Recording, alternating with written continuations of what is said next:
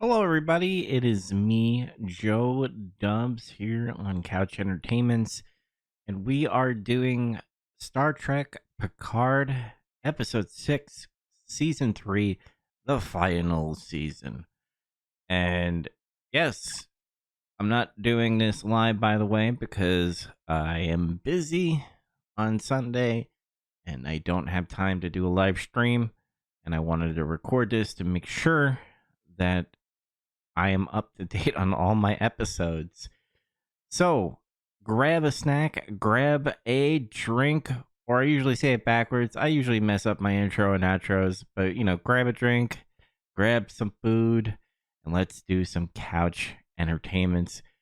So in the beginning, Vatic is talking to our crew, and they do the old "we need to do this," and then one of the people is like, "Hey, they're a step ahead of us. Frontier days in 72 days." And she takes a gun and shoots him, and trying to show that she's a leader and don't talk down to me. Typical stuff that happens when you're a villain. So we go back to the Titan, Picard, and Crusher talking about Jack Crusher because at the end of last episode, Jack Crusher said something is wrong with him. Now, they're explaining something that a disease that Picard had. Now, I know Picard had something to do with his heart on the Next Generation, and that's why he had to get surgery. That's the one where Wesley Crusher and Picard are on a transporter and they have to talk to each other. I don't know if that's linked to what is being said to or what is being passed on to Jack Crusher. Comment down below if I'm right on that, but I don't remember Picard having a disease where he's seeing hallucinations and stuff. So I was a little like, I don't know. And Picard goes into the holodeck and is talking to Jack Crusher. He is drunk out of his mind and he insults Picard, saying that out of everything, I got past your crappy genes and stuff, and insults him, and he storms off. Now we finally have a reunion. Dr. Crusher hugs Worf and, says that he doesn't like hugging, but she hugs him anyway. We get the reunion of Raffi and Seven of Nine, which it looks like Seven of Nine, is happy to see her, but probably because they broke up because they were lovers in season 2. She probably just feels awkward seeing Raffi on there. Now, they're discussing a game plan. Now, this is what I like about Star Trek, which when you're going to do Star Trek, whether it be Star Trek Discovery or the, first 2 seasons of Picard, I kind of miss the whole conference room debate kind of thing. Like, what is our game plan? What should we do? And I was like, this is awesome.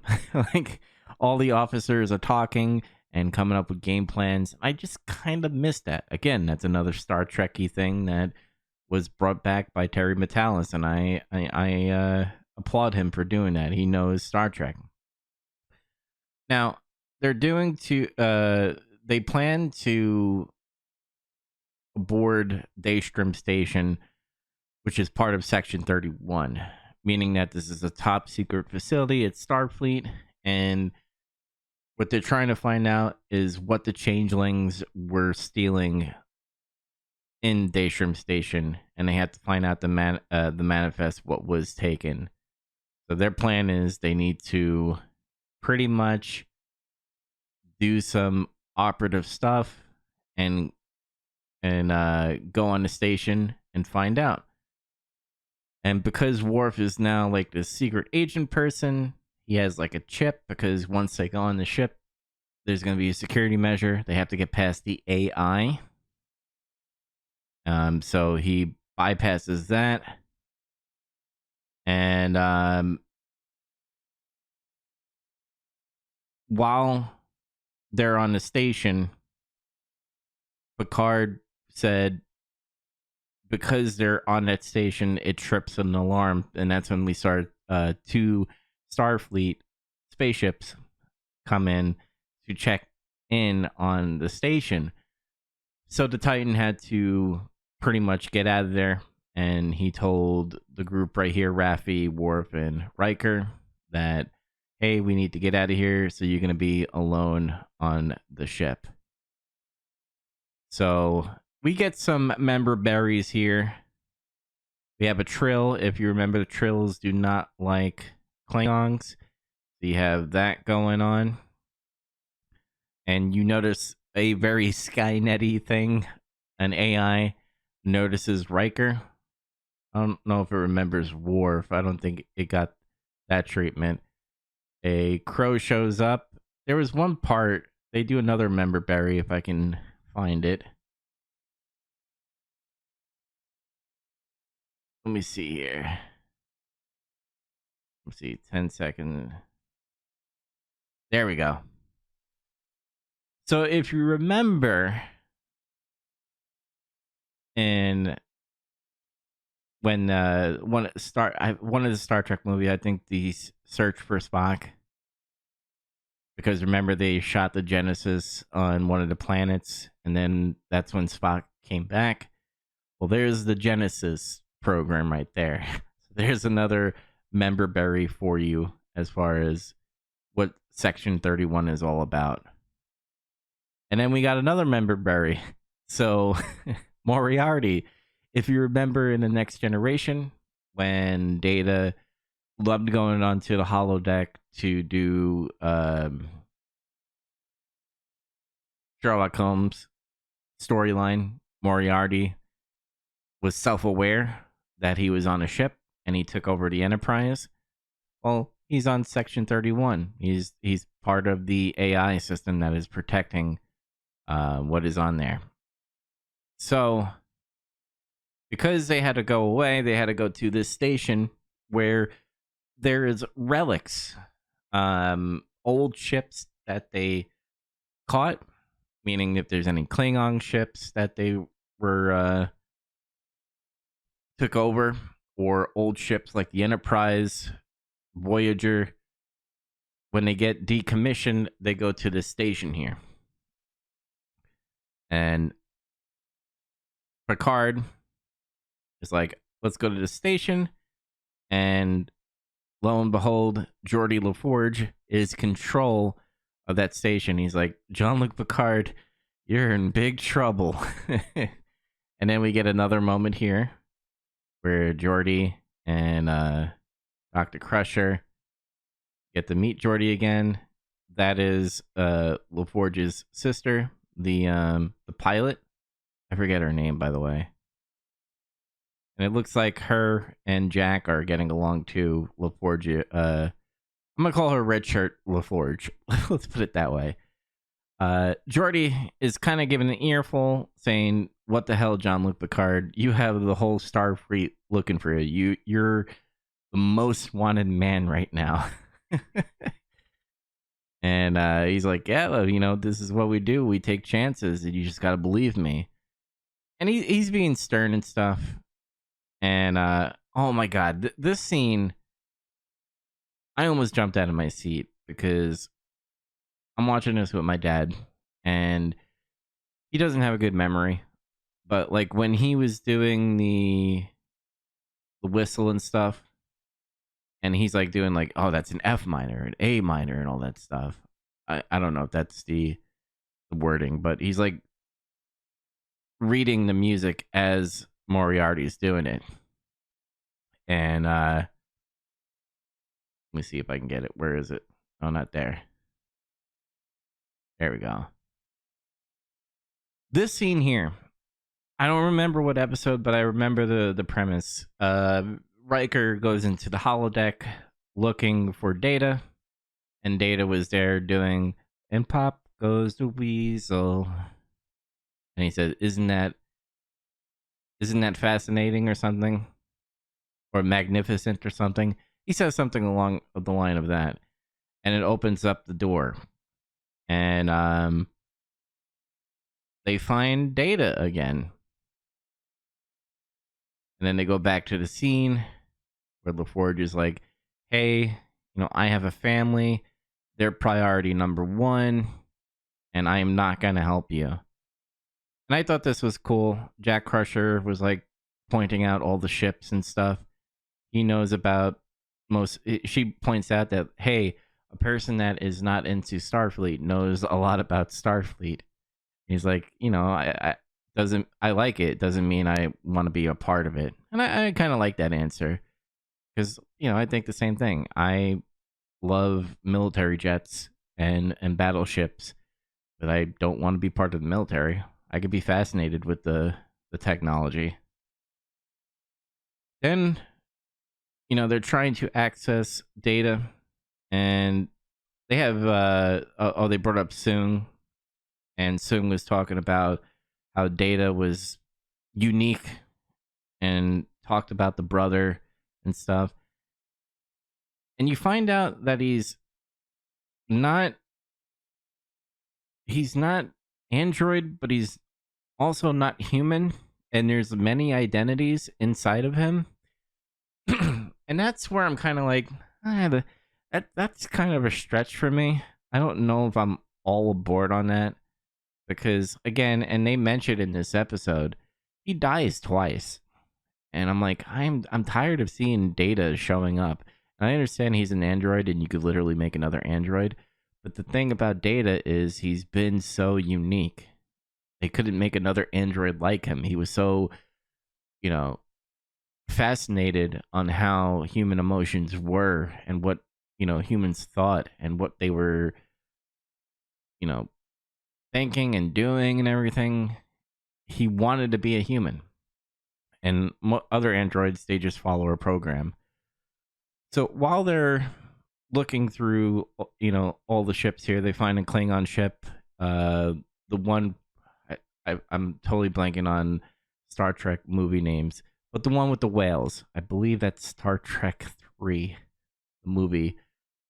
Correct me if I'm wrong, by the way. And because of the stealth technology, Jack Crusher had an idea. Trying to think. And then Soong ends here. Geordi says, I'm not helping you. The red shirt LaForge comes in and says, hey, I'm not going with you. I'm staying, with my team. And pretty much showing that I've taught this, I learned this from you, to stick with your battle buddies. And that's what she's doing. And she kind of scolds him and she walks out.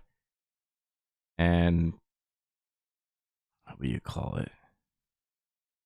Jack Crusher's talking to Red Shirt LaForge, and that's when they have a plan.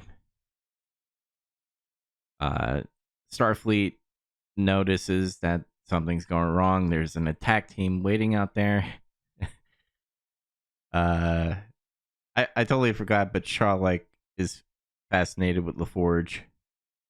And then they find out that Red Shirt LaForge and Jack Crusher are on the Klingon ship, because LaForge is like, wait a second, are you doing this, Jean-Luc Picard? And he's like, I'm not doing this. And they're like, oh, it's our kids doing this.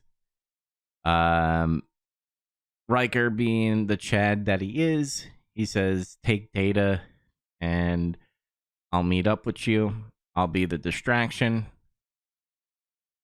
Shaw transports Worf, Raph, and Data onto the ship. My favorite thing with the, what do you call it, with LaForge, he tells Jack Crusher to stay away from my daughter, and I thought that was funny. Jack Crusher talks and says that he's sorry for, pretty much dissing him, being like, I got your shitty genes, pretty much. But he also saves it. He's like, hey, I got your good genes too. It's not just about your bad genes as well. And LaForge, or Geordi LaForge, is apologizes to his daughter because he's like, I forgot what I taught you, and You know, I would have done the same thing if I was in your situation. And this is the part where I'm like, I don't understand this because Data's in there, but then you got other identities in there, like his brother B2 and Lore, I think, is in there as well, and that's like the evil person. But I have to let this stew. I don't agree with it. I'm kind of a little annoyed to see Data keep on coming back. Like, if anything, I thought he had a perfect ending, in my opinion, in season 1 of Picard. It had a beautiful ending, and they just keep on trying to bring him back in any sense, whether it be Soong or whether it be another edition of Data. And I agree, Picard is like, I've seen him die so many times. I don't know if I agree with that. Um, we learn what was taken. See if I get it. There we go. And this is another thing. I'm kind of like, did they clone Picard as well? Did they make him an android? What is going on? This is the part where I'm just like, I don't know. But again, Terry Matalas is working with, crappy stuff that Alex Kurtman did with season 1 and season 2. So I'm kind of giving them leeway, but this is like a stretch. Riker's getting beat up. Find out that Vadic was, a changeling on that one of the people, and shoots the other Starfleet people and bring Riker on the strike. Riker's like, I'm not going to help you. I'm not going to say anything. And she's like, well, you will say anything to save your wife. And Deanna Troi was on there. And essentially, that's where the episode ends with episode 6. I won't say this is perfect because I know every episode I'm like, this is so good. God damn it. It's definitely a good episode. But the whole Picard and Data thing where like, oh, they have another Picard. Is that a clone or another android of Picard? Because remember, he's also an android, a synthetic android that ages, that eventually will die. Is that thing that they stole flesh and blood? Because again, they told that Data that they found as well is possibly human, but possibly not human, but possibly android and possibly not android. And I'm just like, my brain hurts. But hopefully that will get answered. I'm still going to recommend this episode because, man, it's written really well. And I thought they did the nostalgia, the member berries very well. Not too on the head, but like, hey, I remember that. The Genesis, the Trill, and Moriarty and all that stuff. I thought that was great. And man, we're almost near the end. I think this is 10 episodes, so we got like 4 more episodes left. Or it's 12. Tell me if I'm wrong, by the way, in the comments section. But I am loving this season, guys. And I hope we get more Terry Matalas Star Trek, because he knows how to write a Star Trek TV show. And hopefully we get a movie out of it too. I wouldn't mind a Terry Matalas fucking movie. So I think we will end it here. Like I said, guys, I was busy to do a live stream. Hopefully we'll be back on track this Sunday, and you'll get the first edition of Couch Entertainment's Live.